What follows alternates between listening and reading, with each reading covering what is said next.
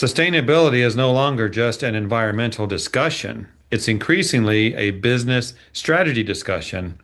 And it seems we have a marriage of sorts between advocacy and sustainability, and they are becoming inseparable issues for cleaning companies that want to remain competitive, influence policy, and prepare for future market demands. With me today is Steve Ashkin, who will help us navigate the details of this topic. Steve, welcome to the program. Glad to have you. Jeff, it's my pleasure to be here. And that was a great introduction. I don't know how much more we need to share with the audience.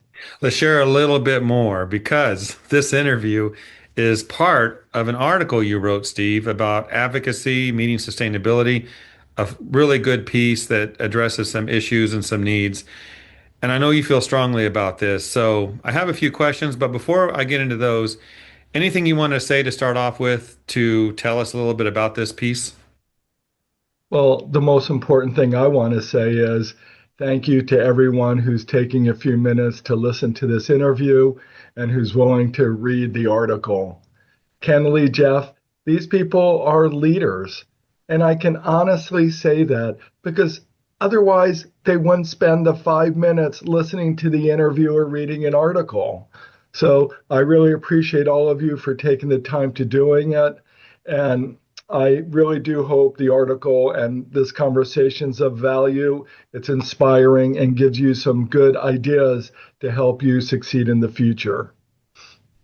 Well said, Steve. Thank you. Well, here's a question I have for you. One of the most important points in your article is that sustainability is often misunderstood. You argue that it's less about politics and more about business intelligence, risk management, and operational efficiency. So, what do you wish the ones you just referred to, cleaning industry leaders, understood about sustainability that many are still missing today? The bottom line is, frankly, the bottom line. Sustainability is about good business. Most companies, most organizations run based on historical data. How they did last quarter, how they did this month, how they did against the budget. It's all historical. But, as we get even more competitive, which seems difficult to do because we're already so competitive, it's those little details that help companies make better decisions and increase their opportunity to be successful. So sustainability really looks at future issues that can affect the business. For example, for a cleaning contractor to think about labor stability, for distributors to think about how the weather may affect their supply chain, how it may affect their delivery vehicles. These things all come together, and sustainability reporting and thinking sustainably can just help us make better decisions. And at the end of the day, that's what this is all about. We have to succeed. A good idea that does nothing is really a waste of time. We have to help our company succeed.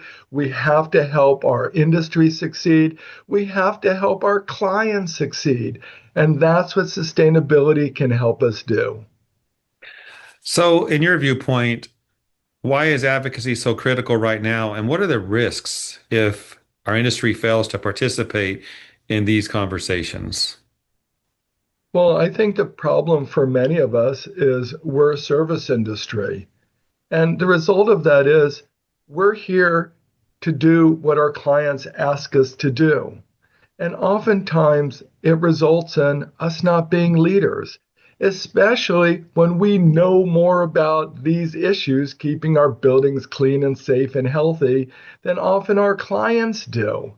So it's important for us to express issues that are essential for accomplishing our goals. How do we address companies that misclassify their workers, that give them an unfair price advantage compared to more responsible companies that actually try to care for their workers, that actually train their workers? I mean, go figure, Jeff. Some companies actually train their workers. Some actually pay them fair benefits and actually pay them the legally required taxes and other things that go along with it. They actually have insurance programs. I mean, at some point, we have to understand that our workers really are essential. And with the challenges we have recruiting and importantly, retaining workers, we got to do better jobs keeping them, taking care of them. So sustainability can help us do these things. And it's up to us to be that voice, to be the ones telling our customers what good contracting really works like. So this is on us. This isn't on anybody else but us to stand up and to be helpful to our customers, to our industry, to make sure we're doing the right things. Steve, last question. Near the end of the article, you introduce the idea of thinking sustainably as a mindset rather than a compliance exercise. Now, if you're speaking to cleaning company owners, facility managers, industry leaders, what should they do? What are some questions they might ask themselves or some focus they should have to make this reality, to make this all come together for them?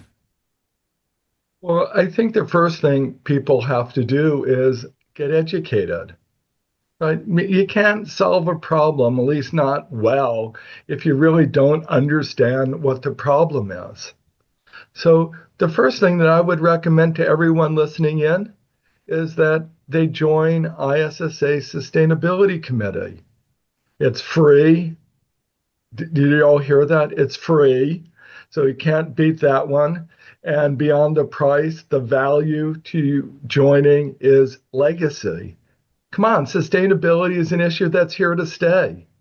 Be a part of it. Be a game changer. Be a leader. Be recognized for your contribution to what you're doing.